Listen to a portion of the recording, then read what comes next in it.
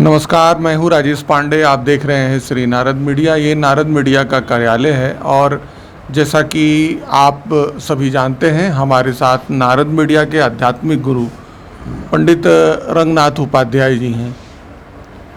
आप सभी को पता है, माताओं बहनों का पर्व जो पुत्र के लिए किया जाता है, जीवित पुत्र का व्रत, ये आने वाला है।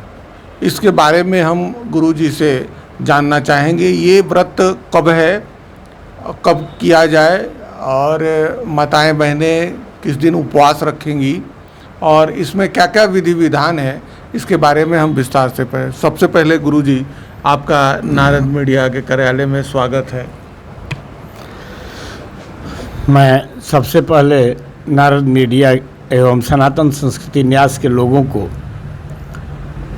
धन्यवाद ज्ञापित करते हुए, समय समय पर जो आप एकनिष्ठ होकर और धर्म की चर्चा करते हैं और जो लोगों की जनमानस की आस्थाएं हैं उनको पुष्ट करने की आपके तरफ से कोशिश की जाती है, तथा व्रत और पर्व 2 दिन जो होते हैं, जो भ्रांतियां होती हैं, जो इसमें तरह तरह की बातें चलती हैं या कतिपय लोगों के द्वारा व्रत को दूषित किया जाता है, तो आप लोगों के प्रयास से बहुत इसमें लोगों को आसानी मिलती है। जो देखते हैं वो सही व्रत का निर्णय कर पाते हैं। पहले तो मैं जीवित पुत्रिका के या कोई भी व्रत हो, इसके बारे में मैं बता दूं कि कोई भी व्रत होता है तो सूर्योदय से सूर्योदय तक होता है। जो हमारे सामने बातें आ रही हैं आजकल, तो जब अष्टमी लग जाती है, कोई भी तिथि हो, अभी जीवित पुत्रिका में जब अष्टमी लगती है तो उसी समय से ब्राह्मण लोग कहते हैं कि अन्न छोड़ देना है। तो ऐसा नहीं होता है।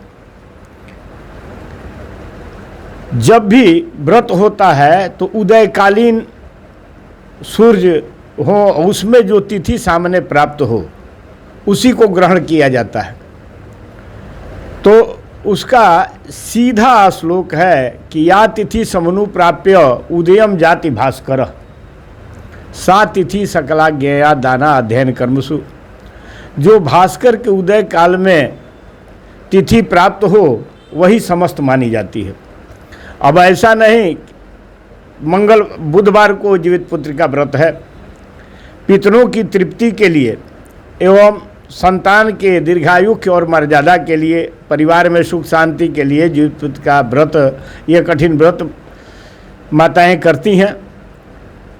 और संतान का महत्व आप समझ रहे हैं कि पुंग नामनी नरका त्रायतेति पुत्र, तो उन्हीं से संतति और वंश परंपरा चलनी है, दुनिया उसी से है। तो हम तो यह कहेंगे कि आप इसको ठीक से समझ लें कि मंगलवार को नहा खा होगा और 4-5 बज के कुछ मिनट के बाद मंगलवार को अवसान हो रहा है, सप्तमी का अष्टमी शुरू हो रहा है, तो उससे आपको कोई मतलब नहीं रखना है। यानी 24 तारीख को आप जैसे प्रातः उठ के चिल्ली सियारी को आप देती हैं, जो देना है अपने पितरों के लिए, उनकी तृप्ति के लिए जो करती हैं, दान उपदान करती हैं, तो वो बुधवार को आपका व्रत है होगा जीवित पुत्रिका का 25 तारीख को। और नवमी आपको सूर्योदय काल में प्राप्त होती है गुरुवार को, 26 तारीख को। अब उसका अवसान होता है 4 बजे के पश्चात। तो आप अपनी सुविधा से पारण करेंगे, सूर्योदय के पश्चात आप कभी भी पारण कर सकते हैं। यानी कि इस बार जीवित पुत्रिका व्रत जो है वो 25 तारीख दिन बुधवार को है। और इसमें भ्रांतियां नहीं पालना है कि जब से अष्टमी लग रही है तब से अन्न जल छोड़ देना है, ऐसा नहीं करना है। आप जो प्रातः उठ के सरगही लेते हैं, यह परंपरा है कि सुबह में उठ के करके और लोग कुछ लेते हैं कि यह कठिन व्रत, इसमें खर भी नहीं डालते हैं लोग मुंह में, तो महिलाओं के लिए, माताओं के लिए कठिन व्रत है। तो वैसे अनपढ़ लोगों के बहकावे में कभी नहीं आए और अपने स्वास्थ्य को देखते हुए सारा व्रत करना चाहिए। इसके बाद भी एक शास्त्र बात कहता है कि शरीर माध्यम खलु धर्म साधनम, तो शरीर ही धर्म का माध्यम है। जो माताएं तो अस्वस्थ हैं, बीमार हैं, तो अपने स्वास्थ्य का ध्यान रखते हुए इस व्रत पर्व को करें, क्योंकि बाल, वृद्ध और रोगी के लिए नियम नहीं बना है। तो अपने स्वास्थ्य की रक्षा करते हुए इस व्रत पर्व को करेंगी। और कभी भ्रांति में नहीं पड़ना है कि मंगलवार को अष्टमी लग रही है उस समय से अन्न जल छोड़ना, ऐसा नहीं करेंगी। सूर्योदय से सूर्योदय तक का व्रत होगा। बुधवार के प्रातः सूर्योदय काल से आरंभ होकर और बृहस्पतिवार के सूर्योदय तक यह व्रत का अवसान होगा, उसके बाद पारण होगा। इन्हीं शब्दों के साथ मैं अपने वाणी को विराम दे रहा हूँ।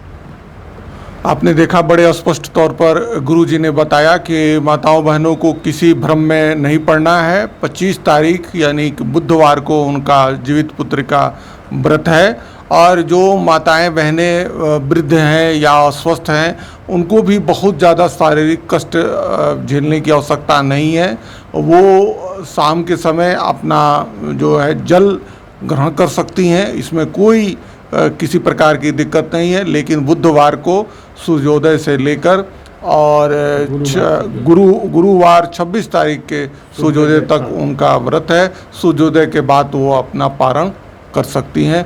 गुरुजी, आपने इतनी अच्छी जानकारी दी, इसके लिए बहुत बहुत धन्यवाद। आप सभी को, नारद मीडिया के सभी लोगों को धन्यवाद। सनातन संस्कृति न्यास के सभी लोगों को धन्यवाद।